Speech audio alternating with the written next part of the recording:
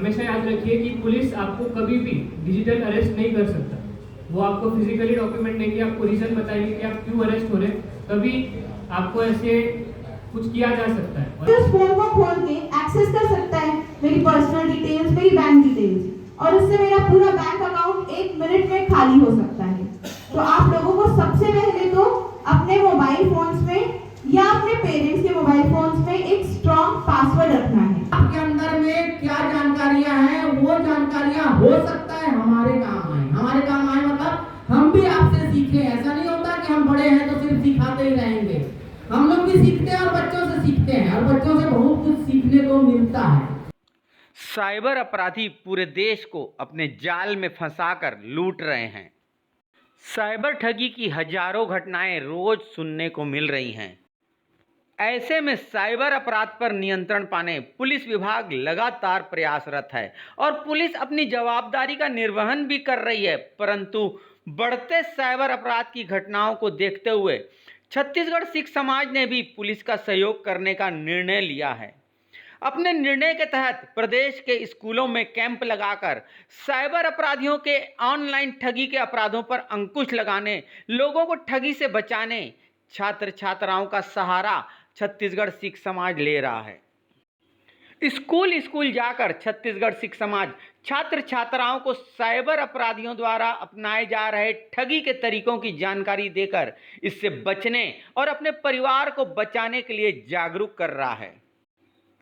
छत्तीसगढ़ सिख समाज के साइबर जागरूकता अभियान के तहत बिलासपुर के बर्जेस इंग्लिश स्कूल में छत्तीसगढ़ सिख समाज और छत्तीसगढ़ पुलिस के संयुक्त तत्वाधान में स्कूल प्रबंधन के सहयोग से छात्र छात्राओं को साइबर अपराध से बचने और अन्य लोगों को बचाने सिख समाज की trainee advocate Navneet Kaur Chhabra, advocate Harpreet Kaur Gandhi, Bilaspur के सीएसपी अक्षय सबद्रा एवं छत्तीसगढ़ सिख समाज के प्रदेश अध्यक्ष सुखबीर सिंह सिंघोत्रा ने टिप्स देकर जागरूक किया। पढ़ते नहीं है, इसलिए ये जो अवेयरनेस प्रोग्राम हम स्कूल में चला रहे हैं, पहले रायपुर में भी हम चला चुके हैं और आज बिलासपुर में मांग हुई कि यहाँ बिलासपुर में भी आप आइए, तो हम लोग बिलासपुर आए हैं। इसलिए इस बात को गौर से ध्यान से रखें कि आप लोगों के द्वारा ही देश का जो निर्माण होता है वो बच्चे ही करते हैं। आप लोग भविष्य के बोलना चाहिए कि नेता भी हो, देश संभालने वाले भी हो, तो आप लोगों को क्राइम को रोकने की जिम्मेदारी भी आप ही को निभानी है। आप सभी के बीच यहाँ पर आपको छत्तीसगढ़ सिख समाज के द्वारा एक कैंपेन चलाया जा रहा है जिसका नाम है साइबर क्राइम अवेयरनेस कैंपेन। मैं एक सिख समाज का हिस्सा होने के नाते और इस समाज का हिस्सा होने के नाते एक लीगल एजुकेशन की फील्ड से बिलोंग से की थी। तो साइबर के बारे में आप लोग, साइबर मतलब जो मोबाइल, कंप्यूटर या टेक्नोलॉजी से जुड़ा हुआ, और क्राइम के बारे में तो आप लोग जानते ही हैं। तो जो पुराने क्राइम जैसे चोरी, डकैती, ब्लैकमेलिंग, मर्डर्स, ये सब जो पुराने ज़माने में हो रहे थे वही क्राइम हो रहे हैं, लेकिन अब वो आपके घरों में घुसकर या आपके फिजिकल प्रेजेंस में नहीं, बल्कि आपके mobile, computer, laptop, bank account, इन सब के थ्रू हो रहे हैं। क्राइम वही है, बस उनका जरिया बदल गया है। तो साइबर क्राइम बेसिकली यही होते हैं जो आपके कंप्यूटर, मोबाइल या लैपटॉप से किए जाते हैं। अब आप एक बात बताइए मुझे, पुराने क्राइम्स होते हैं वो घरों में होते थे। आपके घर में कोई घुस गया, चोरी कर रहा है, आपके कीमती सामानों को आपकी जी बना दी, आप ही के नाम से, राहुल नाम से सेम फोटो एक नई आईडी बना दी और उस आईडी से लोगों को ब्लैकमेल कर रहा है या लोगों से पैसे मांग रहा है कि मेरे भाई की तबीयत खराब है, मुझे 5000 रुपए की जरूरत है। अब जिसे नहीं पता कि वो फेक आईडी है, वो तो यही समझेगा ना कि वो असली राहुल है, वो तो मेरा दोस्त राहुल है, उसके भाई की तबीयत खराब है, मैं 5000 रुपए दे देता हूँ। तो जैसे ही उसने वो 5000 रुपए दिए हैकर को, वो 5000 रुपए तो उसके गए ही, साथ ही उसके बैंक अकाउंट में जितने भी पैसे हैं वो सब भी खाली हो सकते हैं। तो आपको ये ध्यान रखना है कि आपकी कोई फेक आईडी बनाता है तो आप तुरंत उसे ब्लॉक करें और रिपोर्ट करें। They get your personal information, contact details and places where you have checked in through your social accounts. In order to avoid such situations, you should not provide your personal information publicly in social media. Like आप कहीं जाते हैं तो आपकी आदत हो गई है तुरंत फेसबुक या इंस्टाग्राम में चेक इन करते हो कि हम इस लोकेशन में हैं, हम वैकेशन मना रहे हैं, आप अपनी पूरी डिटेल्स देते हो। तो जो साइबर क्राइम वाले रहते हैं वो क्या करते हैं, आपकी पहले तो प्रोफाइल फ़ोटो अगर पब्लिक है तो उसको कॉपी करते हैं, फिर आप जो जो लोकेशन शेयर करते हो वो उसको आपकी पूरी इन्फॉर्मेशन को गैदर करते हैं, फिर आपको वो फेक कॉल करना चालू करते हैं। अगर आपके पास व्हाट्सएप में कोई वीडियो कॉल आ रहा है जो नंबर आपके पास सेव नहीं है तो प्लीज़ आप उस कॉल को रिसीव ना करें। अगर आप उस कॉल को रिसीव करते हो तो वो या तो ये बोलते हैं कि आपके फादर यहाँ गए हैं, मान लीजिए आपको बोलते हैं आपके फादर दिल्ली में हैं, तो आपको तो पता है हाँ सच में आपके फादर दिल्ली गए हुए हैं, तो वो फिर आपको ब्लैकमेल करना चालू करते हैं कि आपके फादर का एक्सीडेंट हो गया है, तुरंत उनके इलाज के लिए पैसे चाहिए, तो आप उनके अकाउंट में पैसे जमा करिए, तो आप उनके ट्रैक में फंस जाते हैं। लेकिन ये मेरी रिक्वेस्ट है आपसे, अगर आपके पास ऐसा कोई कॉल आता है, भले वो पुलिस ऑफिसर दिखेगा बट वो रहता नहीं है, वो हमेशा एक फेक कॉल ही रहेगा, आप तुरंत अपने से किसी बड़े को ये बात बताइए या फिर अपने पेरेंट्स को बताइए या फिर वो कॉल ही कट कर दीजिए, उनसे बात ना करिए। साइबर अपराधी दिखाते सुनहरा सपना, साइबर अपराधी दिखाते सुनहरा सपना, उद्देश्य है उनका सिर्फ पैसा हड़पना, उनके झांसे में प्यारों कभी न फंसना, संकल्पित होकर इस बुराई को उखाड़ फेंकना। प्यार से खिलाते हैं वे KFC ढोकला, प्यार से खिलाते हैं वे KFC ढोकला, मीठी मीठी बातों से बनाते हैं दिलों में घोंसला, चरित्र होता है उनका दोगला, बैंक खातों को कर देते हैं खोखला। परम पिता पर रखना हमेशा ईमान, परम पिता पर रखना हमेशा ईमान, पढ़ाई लिखाई पर देना ज्यादा से ज्यादा ध्यान, समय पर बनाएगा परमात्मा आपको धनवान, साइबर क्राइम से हमेशा रहना सावधान। जय भारत, जय छत्तीसगढ़। आपके पास जागरूकता के लिए आए हैं और जागरूकता और जानकारी ही हमारा बचाव है। जितने हम जागरूक होंगे, अवेयर होंगे, हम उतने सभी चीजों को समझेंगे तो क्राइम से भी बचेंगे, और क्राइम हो गया तो उसके लिए क्या हेल्पलाइन है, क्या नंबर है, उन्होंने बताया, पॉम्पलेट में भी दिया। और अधिक जानकारी के लिए हमारे बीच जो हमारी सुरक्षा के लिए चौक चौबंद 24 घंटे तैयार रहते हैं, ऐसे हमारे वरिष्ठ पुलिस अधिकारी CSP अक्षय सर जी से निवेदन करूंगा कि वे आए और बच्चों को मोटिवेट करते हुए जानकारी साझा करें और बच्चों का डर भी दूर करें।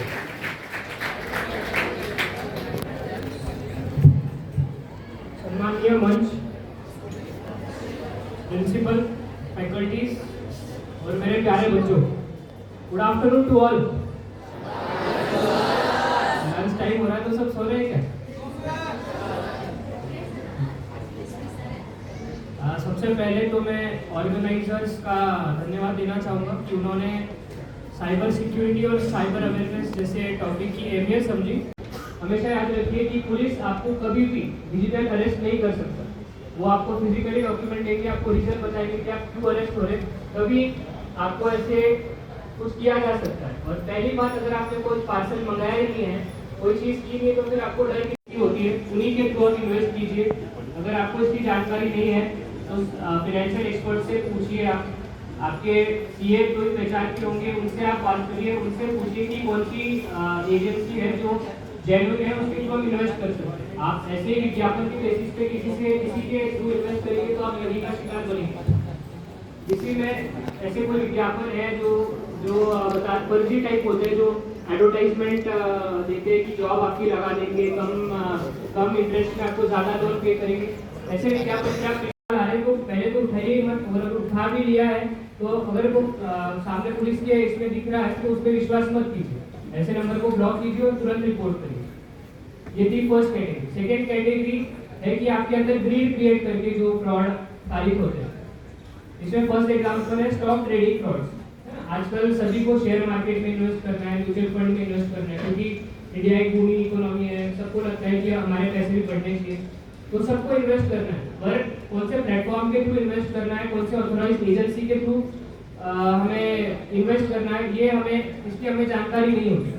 तो हमारे साथ फ्रॉड कैसे होते हैं, हम कोई भी विज्ञापन देखते हैं सोशल मीडिया पर, एडवर्टाइजमेंट देखते हैं, इसमें लिखा होता है कि आपके 6 महीने में हम आपको आपके पैसे डबल कर देंगे, या तो हम आपको 10% 20% 1 महीने में रिटर्न देते हैं।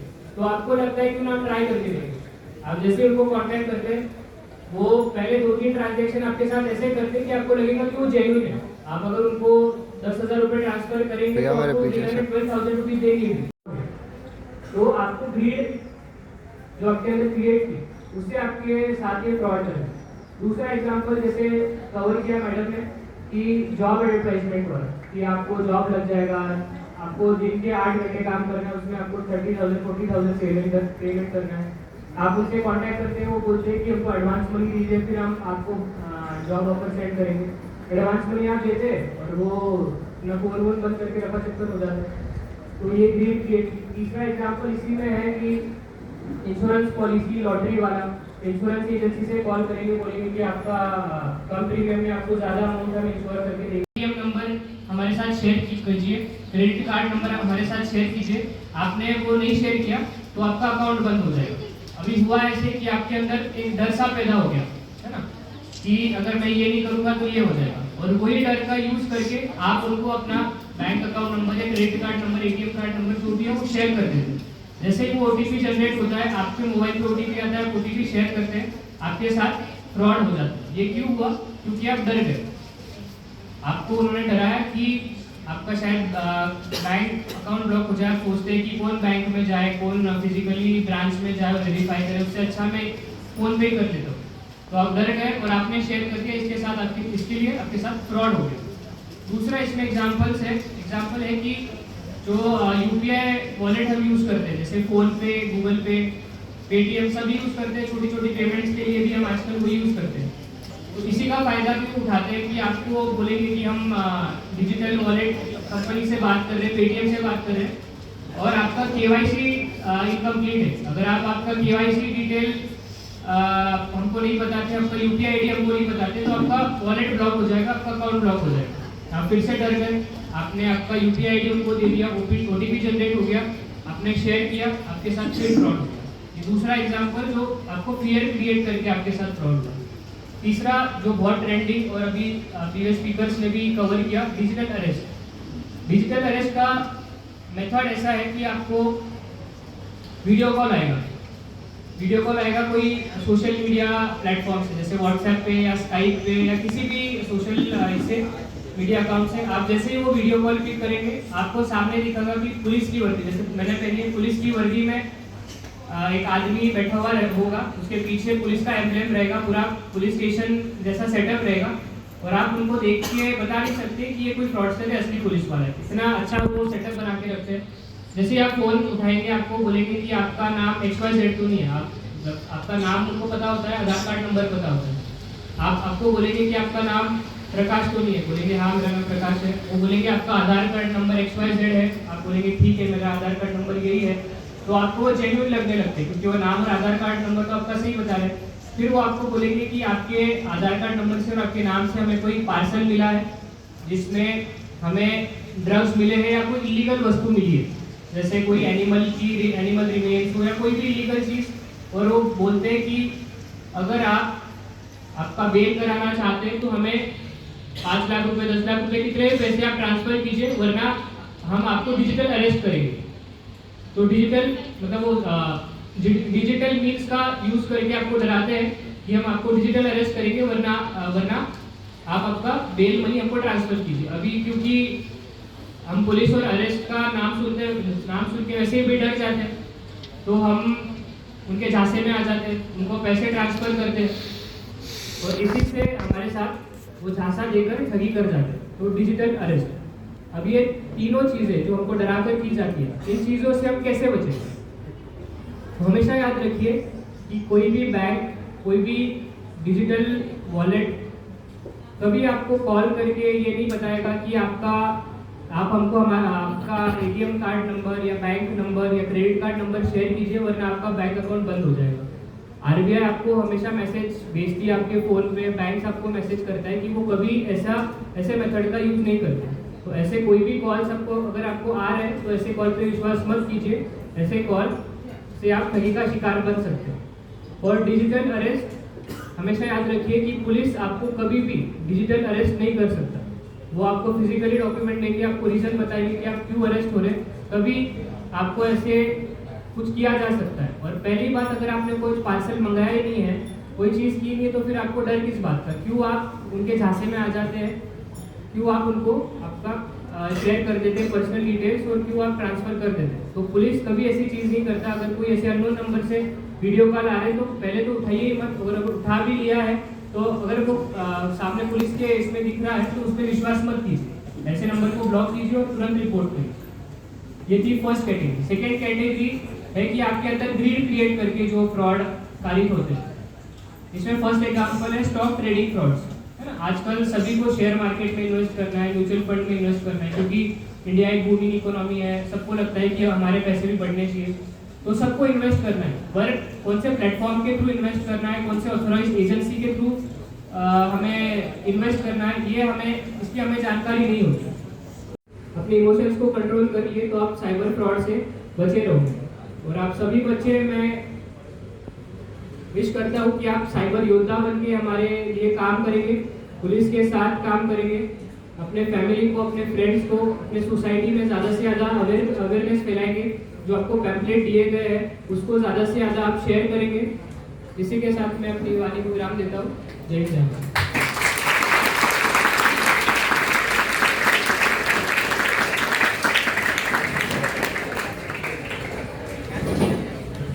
बहुत बहुत धन्यवाद। आप हमारे बीच जो अधिकारी हैं और जो एक्सपर्ट हैं, एडवोकेट हैं, ये जो जानकारियां देंगे ये आपके काम की है, आपके परिवार के काम की है। और आपका जो नुकसान होता है, नुकसान पैसे का नहीं होता, पैसे के साथ परिवार टूटने का भी होता है। और कुछ लोग तो भारी नुकसान के कारण सुसाइड भी कर लेते हैं।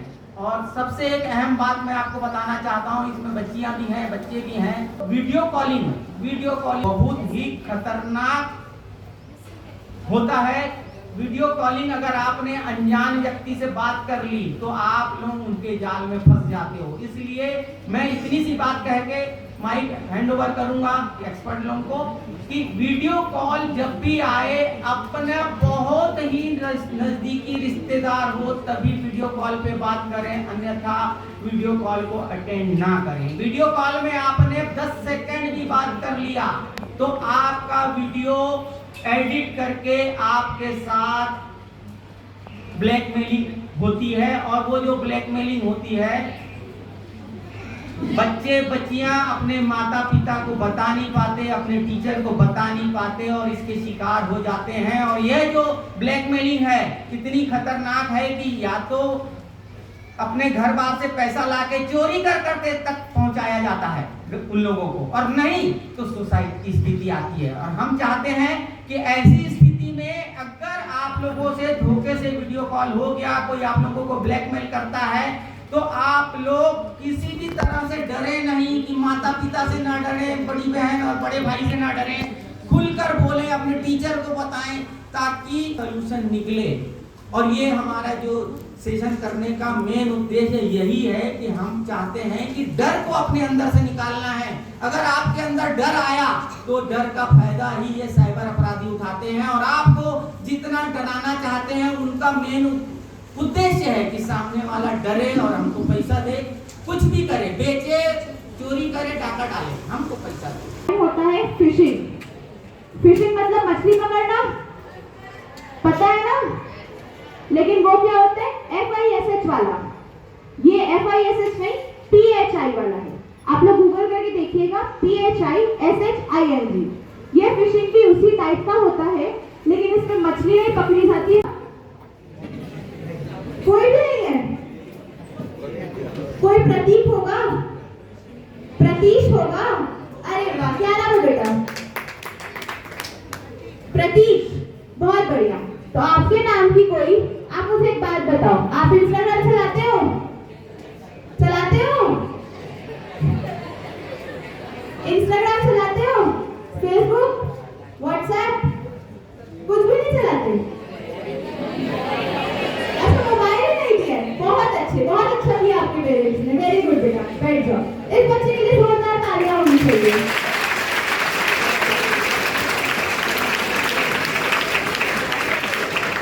चलिए, इस बच्चे के पास तो मोबाइल फोन नहीं था, कोई बात नहीं, लेकिन किसी बच्चे के पास तो मोबाइल फोन होगा। बेटा आप बताओ, मोबाइल फोन है? घर पे होगा। एक फेसबुक इंस्टाग्राम चलाते हैं तो उसमें आपका नाम मान लो राहुल लिखा है, और राहुल नाम से आपने उसमें फोटो भी डाल के रखी है। डालते हो ना भाई, बाहर घूमने जाते हो तो अच्छी अच्छी फोटो डालते हो। तो कभी भी अपनी लोकेशन बिल्कुल शेयर नहीं करनी है तुरंत। शौक सबको होता है सोशल मीडिया में दिखाने का, अपने फ्रेंड्स को दिखाएंगे मैं थाईलैंड गया था, मैं सिंगापुर गया था, ऐसे दिखाते हैं ना। दिखाइए, बिल्कुल दिखाइए, लेकिन तब जब आप अपने घर सुरक्षित वापस आ जाएं तब। इससे आपकी वैकेशन भी खराब नहीं होगी, आपका मजा भी खराब नहीं होगा और आप सुरक्षित भी रहेंगे। पर्सनल डिटेल्स, हमारी फोटोज, हमारे बैंक अकाउंट की डिटेल्स, ये सब हैं। तो जिस घर में हम कीमती सामान, ज्वेलरी, जेवरात सब कुछ रखते हैं और वहाँ ताला लगाते हैं उसको सुरक्षित रखने के लिए, तो आज के ज़माने में हमारे मोबाइल रूपी घर के लिए भी हमें एक स्ट्रॉन्ग पासवर्ड रखना चाहिए। मेरा मोबाइल कहीं छूट गया और वो ओपन है, उसमें कोई पासवर्ड नहीं है, तो कोई भी उस फोन को खोल के एक्सेस कर सकता है मेरी पर्सनल डिटेल्स, मेरी बैंक डिटेल्स, और उससे मेरा पूरा बैंक अकाउंट 1 मिनट में खाली हो सकता है। तो आप लोगों को सबसे पहले तो अपने मोबाइल फोन्स में या अपने पेरेंट्स के मोबाइल फोन्स में एक स्ट्रॉन्ग पासवर्ड रखना है। पासवर्ड किसी भी तरह का हो सकता है, जरूरी नहीं है वो पिन हो या कोई नंबर हो या कुछ, लेकिन आप 1 2 3 4 पासवर्ड रख देंगे तो ये बहुत ही इजीली एक्सेसिबल पासवर्ड है। आप इसको कोई भी इमेजिन कर सकता है कि 1 2 3 4 ABCD एक कॉमन पासवर्ड हो सकता है, लेकिन आप XYZ 1 2 3 ये पासवर्ड नहीं रखेंगे। कोई कनेक्टिंग पासवर्ड अपने से, जो आपके पर्सनल फैमिली मेंबर्स को ही पता हो, लेकिन आप अपने उसमें डेट ऑफ बर्थ रख दिए तो किसी को पता है वो डेट ऑफ बर्थ डाल के आपका एक्सेस कर सकता है। तो आपको एक स्ट्रॉन्ग पासवर्ड लगाना है। एक स्ट्रॉन्ग पासवर्ड ताले का काम करेगा। वो ताला जो आपके मोबाइल फोन के अंदर रखी हुई आपकी पर्सनल डिटेल्स को चोरों से बचाएगा, उन डिटेल्स को हानिकारक लोगों के हाथ में जाने से बचाएगा। अब हमने ताला तो लगा दिया, ताले की एक चाबी भी होती है ना भाई? होती है चाबी सबके घर में? Very good. तो वो चाबी आप किसी भी अजनबी को दे देते हो क्या? नहीं देते हैं ना? मैं भी नहीं देती हूँ। तो हमारे फोन में हमने पासवर्ड रूपी ताला तो लगा दिया, फिर उसकी चाबी क्या होती है? आपके फोन में जो OTPs आते हैं, जो आपके पिन्स आते हैं, जो आपके बैंक अकाउंट के आपने ATM के पासवर्ड रखे हैं, वो सब उसकी चाबी है। तो क्या आप वो चाबी किसी को भी देंगे? Very good. तो सबसे पहले आपने ताला लगाया, फिर वो चाबी आपको अपने पास संभाल के रखनी है। आपको चाबी किसी को भी नहीं देनी है, और ये आपको सिर्फ अपने तक सीमित नहीं रखना है, ये आपको अपने पेरेंट्स, अपने परिवार वाले, आपके आसपास पड़ोसी, दोस्त, आपको ये सबको बताना है, क्योंकि आपकी जो जनरेशन है ये एक डिजिटल जनरेशन है। आगे आने वाले समय में पूरा ही दौर डिजिटल का चलने वाला है। आपके सारे काम फोन, मोबाइल, लैपटॉप से ही होंगे। आपके सारे बैंक अकाउंट डिटेल्स इसी में है। तो आपका सबसे पहले कर्तव्य बनता है कि आप अपने डिटेल्स को, अपनी निजी जानकारी को फोन में सुरक्षित रखें। इसके बाद आपको बेसिकली ये समझना होगा कि आपने डिटेल सुरक्षित रख तो ली, लेकिन फिर भी वो हानिकारक लोगों के हाथ में जा सकती हैं। कैसे? जैसे आप गेम खेलते हैं, सब गेम खेलते हैं? अरे बता दो, टीचर लोग हैं ठीक है, बट बता सकते हो? Very good. तो जो गेम खेलते हैं आप लोग, उसमें आपको कोई सीक्रेट कोड मिलता होगा, इससे आपको पॉइंट्स मिलेंगे, इससे आपको लाइफ्स मिलेंगी, ऐसे टाइप का आपको सीक्रेट कोड मिलते होंगे। तो सीक्रेट कोड को आप जैसे ही कोई अजनबी इंसान आपको बताया XYZ डाल दो, आपने वो कोड डाल दिया, आपका फोन हैंग हो गया। होता है कभी? नहीं हुआ? बहुत अच्छी बात है, आगे होगा भी नहीं अगर आप ऐसा ध्यान रखेंगे। तो कोई भी अजनबी आपको किसी भी तरह का सीक्रेट कोड बताता है कि इससे आपको लाइफ मिल जाएंगी, आपका गेम अच्छा हो जाएगा, आपका लेवल बढ़ जाएगा, आप ऐसे किसी भी कोड को बिल्कुल उसमें डालिएगा मत। जैसे ही आप उसमें कोड डालेंगे आपका फोन बंद हो जाएगा या आपका फोन हैंग होने लगेगा। तो आपका फोन हैंग हो गया, मतलब उसमें वायरस आ गया है। तो वो वायरस ही आपके फोन के अंदर की पूरी डिटेल्स हैकर्स को देता है। तो आप जब कभी भी गेम खेलें, आप किसी भी ऐसे अनजान आदमी से सीक्रेट QR कोड में या किसी भी लिंक में आप ऐसा कोई भी कोड ना डालें। आपसे गलती से अगर स्कैन हो भी गया है तो आप उसको तुरंत डिलीट कीजिए, तुरंत रिमूव कर दीजिए। अगर आप QR कोड और वो सब स्कैन करके रखेंगे लिंक, तो आपके फोन में वो वायरस रहेगा और हैकर्स आपकी डिटेल्स कंटिन्यू एक्सेस करता रहेगा। अगली बात आती है, जैसा कि हमारे एडवोकेट हरप्रीत मैम ने कहा कि लोकेशन शेयरिंग आप बिल्कुल भी मत करिए। लोकेशन शेयरिंग करना मतलब चोरों को सामने से बुलावा देना। अब आप चोरों को सामने से बता रहे हो मैं तो थाईलैंड में हूँ। मैं कहाँ थी? थाईलैंड में। अब मैं थाईलैंड में थी, मेरा घर तो रायपुर में है। अब मेरे घर में कीमती सामान तो होगा ना, तो वो कीमती सामान चोर चुरा सकता है। क्यों चुरा सकता है? क्योंकि उसको पता है मैं थाईलैंड में हूँ, थाईलैंड से मैं एक दिन में वापस तो आऊंगी नहीं, तो वो तुरंत जाएगा और मेरे घर में चोरी कर देगा। होता ही नहीं है, कानून में कोई प्रावधान ही नहीं है। फिजिकल अरेस्टमेंट होता है, डिजिटल का कोई प्रावधान नहीं है। तो कोई भी ऐसा कोई कॉल करता है, पीछे सेटअप लगा के फिल्मों टाइप का पुलिस की वर्दी पहने हैं, तुरंत बोलते हैं आप डिजिटल अरेस्ट हो गए हैं, आप 10,000 दीजिए, 5 लाख दीजिए, 10 लाख दीजिए। तो घबराने की जरूरत नहीं है, तुरंत फोन काटिए और तुरंत नजदीकी थाने में शिकायत कीजिए, नहीं तो 1930 में शिकायत कीजिए। अब हमारे प्रदेश अध्यक्ष आदरणीय सुखबीर सिंह सिंगोत्रा जी भी अपनी कुछ बातें और शेयर करेंगे, मैं उन्हें सादर आमंत्रित करता हूँ।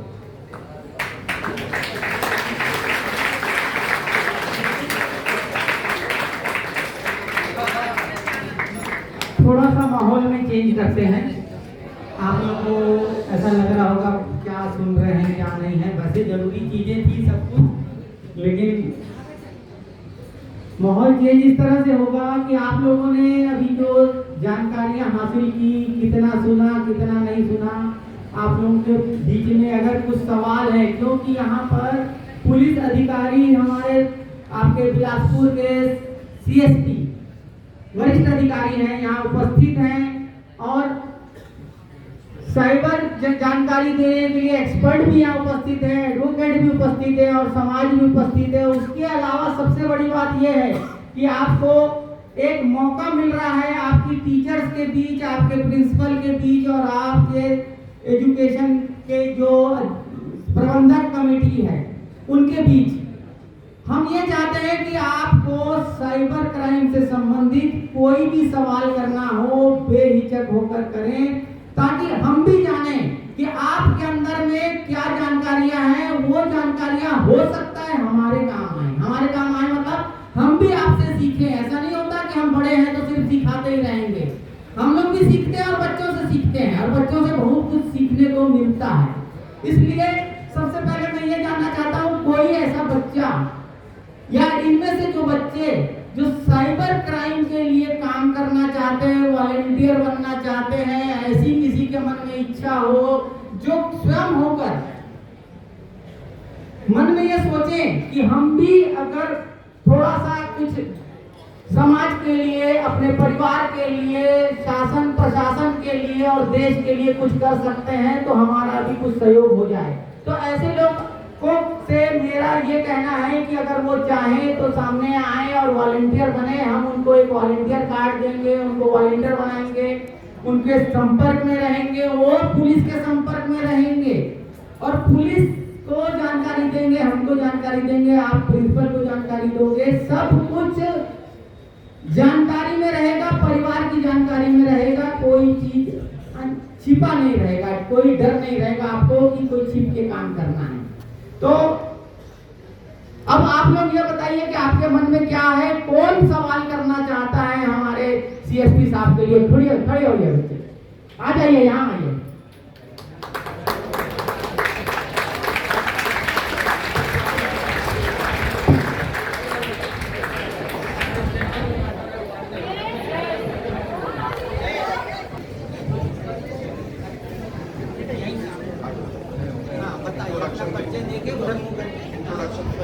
Good morning everyone. My name is Tani Sharma and I got a question about the website that you told us about. How do we apply or put our question on it?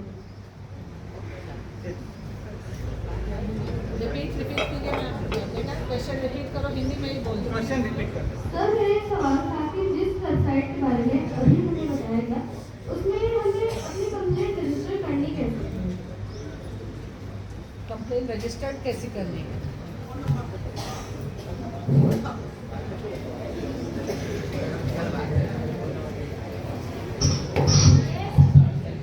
cybercrime.gov.in के बारे में।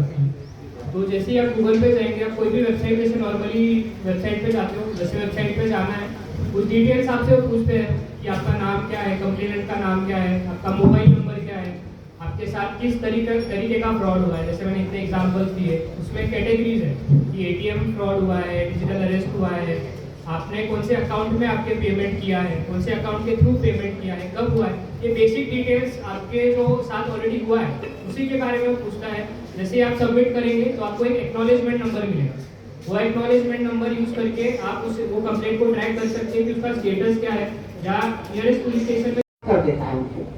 तो ये बातें करना एक प्रकार से उनके साथ आपका दोस्ताना व्यवहार होता है, और बच्चे भी सोचेंगे कि हाँ टीचर हमारे से बात कर रहे हैं तो हम टीचर के साथ शेयर कर सकते हैं। और बच्चों के लिए सबसे पहला दोस्त होता है टीचर, जिसका कहना मानते हैं और जिसके निर्देश पर चलते हैं।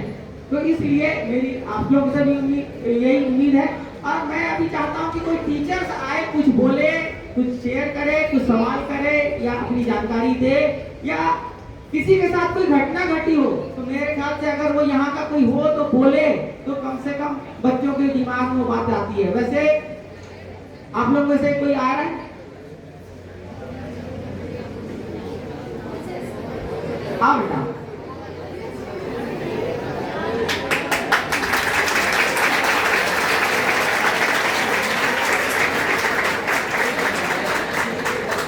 आप लोग ये जरा भी ना सोचें कि पेरेंट्स का है, इसलिए यहाँ डर की कोई बात नहीं है। आपका डर खत्म करने हम आए हैं, क्योंकि ज्यादातर बच्चे यहाँ पर बोलने से इसलिए घबराते हैं, वो सोचते हैं कि टीचर्स को पता लग जाएगा तो हमको डांट पड़ेगी। लेकिन अभी जो आज का जमाना है, आज की जो जरूरत है, उसके नाते हम भी आप तक पहुंचे हैं, और इसी कारण आए हैं यही बताने कि आप अगर मोबाइल चलाते हैं तो अपने पेरेंट्स को भी जागृत करें, ताकि आप तो मोबाइल चलाते ही हैं लेकिन पेरेंट्स को ये जानकारियां नहीं है, और आपके थ्रू हम ये जानकारियां आपके घर तक पहुंचाना चाहते हैं। आपको जो पॉम्पलेट बांटा गया है इसलिए बांटा गया कि आपके घर तक पहुंचे। जिस किसी को पॉम्पलेट नहीं मिला है वो पॉम्पलेट जरूर लेके घर जाए। हाँ बेटा बोलिए। First of all, good morning everyone. Myself Moises Koste. I am studying class 8A.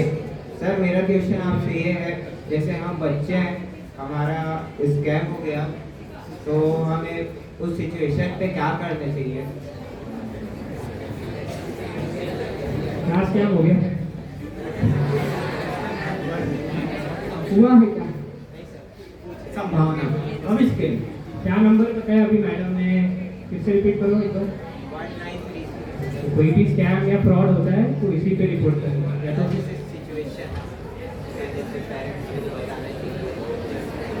ये बिल्कुल बताना चाहिए, इसको छुपाना नहीं है। मैंने वही बताया कि गोल्डन आवर होता है इसमें, जितने जल्दी आप रिपोर्ट करोगे उतने।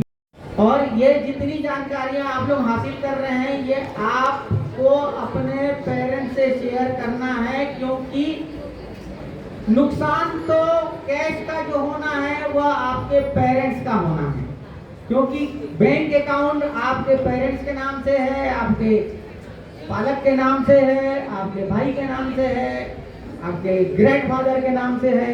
इसलिए ये सब जानकारियां आपको जरूर घर जाकर देनी है।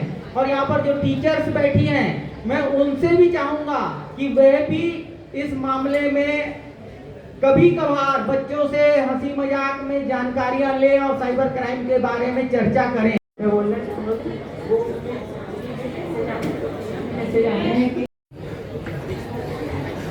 Good morning everyone. My name is Endu Markal. I'm studying in 9B. और मेरा क्वेश्चन ये है सर, जैसे इस टाइम पे AI बहुत ज़्यादा चल रहा है, और अभी की जनरेशन में AI का यूज़ एक अच्छे वे में भी हो रहा है और एक बुरे वे में भी हो रहा है। तो जैसे बहुत केसेस में ऐसा होता है कि AI से आपकी फोटोज जनरेट करके उसको पब्लिक कर दिया जाता है, तो उस चीज़ को हैंडल कैसे किया जाए?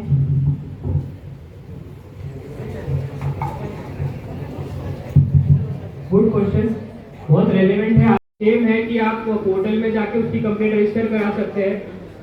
जिस अकाउंट से, जिस URL से, मतलब कोई किसी का अकाउंट होगा इंस्टाग्राम पे या फेसबुक पे, वो अकाउंट से अगर आपके कोई फोटोज है वो पोस्ट हुए तो आप उस अकाउंट का रिपोर्ट कीजिए कि ये अकाउंट से मेरे ऐसे ऐसे फोटोज पोस्ट हुए हैं और ये मॉर्फ फोटोज है, तो तुरंत पुलिस उसका संज्ञान लेंगी और वो इंस्टाग्राम से हो या फेसबुक से उसकी जानकारी लेके हम उसे अरेस्ट कर सकते हैं। आप इसका FIR भी फाइल कर सकते हैं, इसके भी प्रावधान है।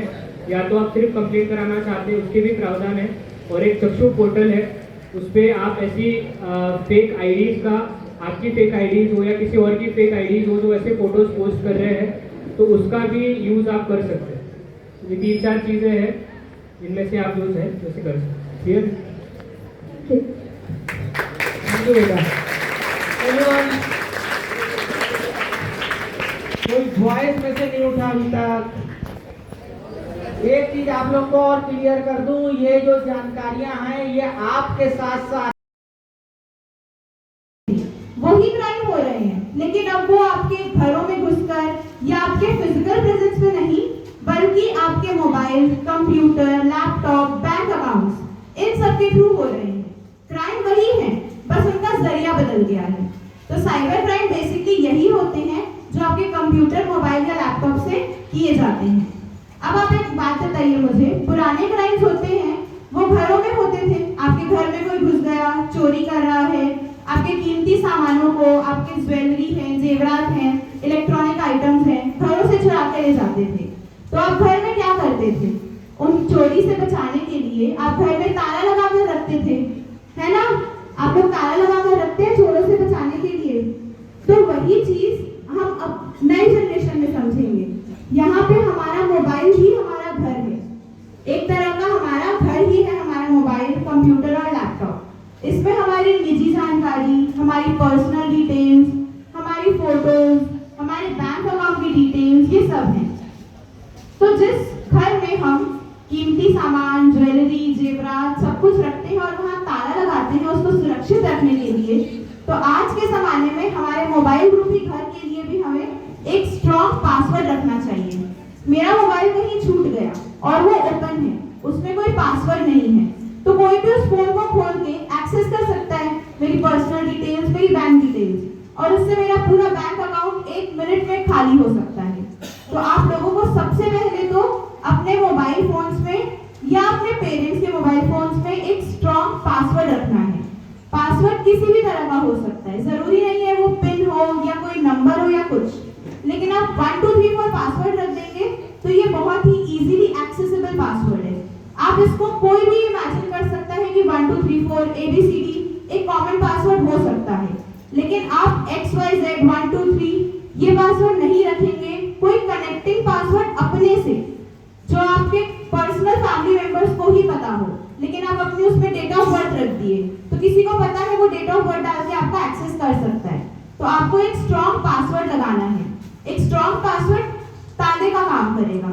वो ताला जो आपके मोबाइल फोन के अंदर रखी हुई आपकी पर्सनल डिटेल्स को चोरों से बचाएगा, उन डिटेल्स को हानिकारक लोगों के हाथ में जाने से बचाएगा। अब हमने ताला तो लगा दिया, ताले की एक चाबी भी होती है ना भाई?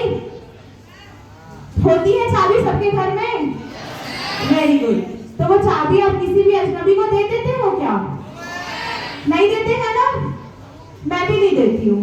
तो हमारे फोन में हमने पासवर्ड रूपी ताला तो लगा दिया, फिर उसकी चाबी क्या होती है?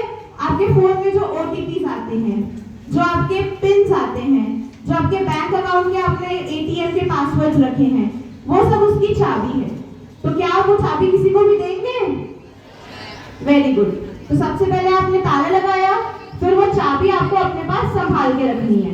आपको चाबी किसी को भी नहीं देनी है, और ये आपको सिर्फ अपने तक सीमित नहीं रखना है, ये आपको अपने पेरेंट्स, अपने परिवार वाले, आपके आसपास पड़ोसी, दोस्त, आपको ये सबको बताना है, क्योंकि आपकी जो जनरेशन है ये एक डिजिटल जनरेशन है। आगे आने वाले समय में पूरा ही दौर डिजिटल का चलने वाला है। आपके सारे काम फोन, मोबाइल, लैपटॉप से ही होंगे। आपकी सारे बैंक अकाउंट डिटेल्स इसी में है। तो आपका सबसे पहले कर्तव्य बनता है कि आप अपने डिटेल्स को, अपनी निजी जानकारी को, अगर आपके पास कोई अननोन लिंक आती है तो उस पर भी क्लिक मत करिए। थोड़ा भी आपको अगर लग रहा है सस्पिशियस ईमेल है तो प्लीज़ उसे क्लिक मत करिए। हमेशा HTTP वाली लिंक्स पर ही जाइए और या तो फिर उसको रिपोर्ट करिए तुरंत। अपने टीचर्स को भी बता सकते हैं या फिर अपने पेरेंट्स को बताइए। गवर्नमेंट ने भी एक लॉ इम्प्लीमेंट किया इसके लिए, IT Act 2000 to combat cyber crime and ensure strict punishment for offenders. एक इंसिडेंट मेरे साथ भी हुआ था। मैंने अपने लिए पार्सल ऑर्डर किया था बट लास्ट मोमेंट में मुझे उसकी डिलीवरी लोकेशन चेंज करानी थी, तो मैंने गूगल पे जाके ऑप्शन सिलेक्ट किया। मैंने मिंत्रा से ऑर्डर किया था, तो डिलीवरी वाले का मेरे पास कॉल आया। वो बोलता है ठीक है मैडम, आपका चेंज हो जाएगा एड्रेस, पर आप उसके लिए तुरंत 10 रुपीज़ डिपॉजिट करिए मेरे अकाउंट में। उसने मुझे अपनी अकाउंट डिटेल्स भी दी।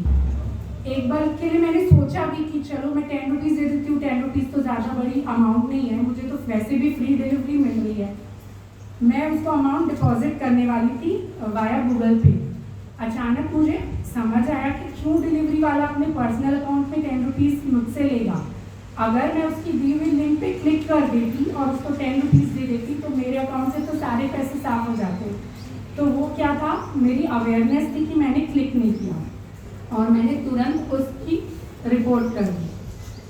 इसीलिए कभी भी अगर आपको जॉब चाहिए तो हमेशा जो ट्रस्टेड पोर्टल्स रहते हैं उन पर ही जॉब अप्लाई करो। कभी भी कोई जॉब देने वाला आपसे पहले पैसे डिमांड नहीं करेगा। ये आप हमेशा श्योर रहिए कि आप कभी। In conclusion, I would like to say that the responsible use of technology is the key to our safety. Let us use technology wisely and educate others about it. Cyber crime पर नियंत्रण पाने के इस जागरूकता अभियान से प्रेरित होकर अनेक छात्रों ने इस अभियान से जुड़ने, वॉलेंटियर बनने की इच्छा व्यक्त की। वॉलेंटियर बनने वाले छात्र छात्राओं का कहना है कि हम आपके इस अभियान में एक टीम के रूप में सेवा कार्य करेंगे। कर देता है उनको। तो ये बातें करना एक प्रकार से उनके साथ आपका दोस्ताना व्यवहार होता है और बच्चे भी सोचेंगे कि हाँ टीचर हमारे से बात कर रहे हैं तो हम टीचर के साथ शेयर कर सकते हैं। और बच्चों के लिए सबसे पहला दोस्त होता है टीचर, जिसका कहना मानते हैं और जिसके निर्देश पर चलते हैं। तो इसलिए मेरी आप लोगों से भी यही उम्मीद है और मैं अभी चाहता हूँ कि कोई टीचर्स आए, कुछ बोले, कुछ शेयर करे, कुछ सवाल करे या अपनी जानकारी दे, या किसी के साथ कोई घटना घटी हो तो मेरे ख्याल से अगर वो यहाँ का कोई हो तो बोले तो कम से कम बच्चों के दिमाग में बात आती है। वैसे आप लोग में से कोई आ रहा है? हाँ बेटा,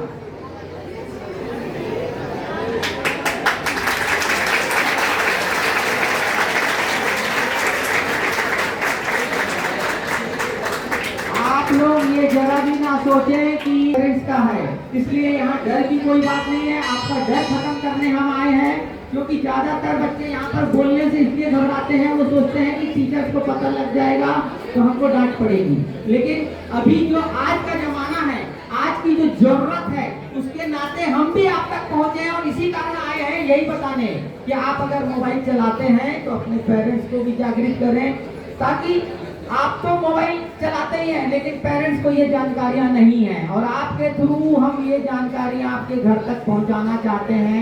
आपको जो पॉम्पलेट बांटा गया है इसीलिए बांटा गया कि आपके घर तक पहुंचे। जिस किसी को पॉम्पलेट नहीं मिला है वो पॉम्पलेट जरूर लेके घर जाए। हाँ बेटा बोलिए। First of all, good morning everyone. Myself Moises Kosne. I am studying class 8A. Sir मेरा क्वेश्चन आपसे ये है, जैसे हम बच्चे हैं, हमारा स्कैम हो गया तो हमें उस सिचुएशन पे क्या करना चाहिए? क्या स्कैम हो गया? हुआ है क्या? संभावना अब इसके क्या नंबर बताया अभी मैडम ने, फिर से रिपीट करो एक बार। 193। तो कोई भी स्कैम या फ्रॉड होता है तो इसी पे रिपोर्ट करें या तो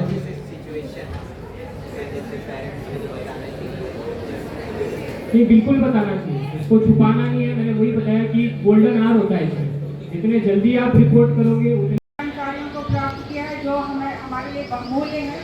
ऐसी जानकारियाँ हमें प्राप्त घर से होती रहती है, लेकिन इतनी डीप जानकारी जो आपको दी गई है, इन सारी जानकारियों के लिए और आपने बड़े ध्यान से इनको सुना, इसलिए सबसे पहले आपको बहुत बहुत धन्यवाद देती हूँ सिख समाज के सारे गणमान्य अतिथिगणों का, जिन्होंने अपने व्यस्त कार्यक्रम से समय निकाल करके उन्होंने ये चिंता की हमारे बच्चों के लिए कि सर बच्चों को ये सारी जानकारी होनी चाहिए। इन सारी बातों के लिए मैं हृदय से भारतीय शाला परिवार की ओर से आप सबका धन्यवाद ज्ञापन करती हूँ और उम्मीद करती हूँ कि समय समय पर आ करके आप पुनः ऐसी जागरूकता बच्चों के बीच में फैलाने का प्रयास करेंगे और निश्चित रूप से हमारे बच्चों को आपके द्वारा दी गई जानकारी का बहुत लाभ हुआ है। इन सारी बातों के लिए मैं आप सबको हृदय से धन्यवाद देती हूँ। जय हिंद, जय भारत।